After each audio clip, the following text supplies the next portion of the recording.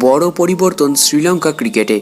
এবার থেকে আর টি-20 ফরম্যাটে ক্যাপ্টেন হিসাবে থাকছেন না দাসুন সানাকা। সে জায়গায় টি-20 ক্যাপ্টেন হিসাবে বরণ করে নেওয়া হয়েছে বোলিং অলরাউন্ডার ওয়ানিন্দু হাসানাঙ্গাকে। তবে ওডিআই ক্রিকেটে দাসুন সানাকাই শ্রীলঙ্কা টিমের ক্যাপ্টেন থাকবেন, এই কথা জানিয়েছে শ্রীলঙ্কান ক্রিকেট বোর্ড।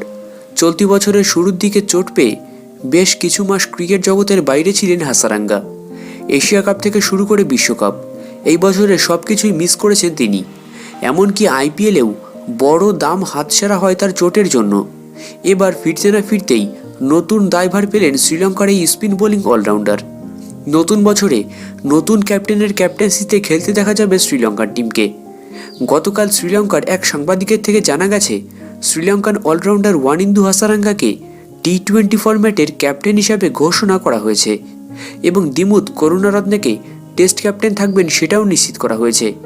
তবে ওই রিপোর্টে আরও বলা হয়েছে, সোমবার এই ক্যাপ্টেন্সির বিষয় নিয়ে আবারও একবার বৈঠক করা হবে এবং সেখানেই আসন্ন বছরের শুরুতে জিম্বাবুয়ের বিরুদ্ধে সিরিজ নিয়ে নানা সিদ্ধান্ত নেওয়া হবে।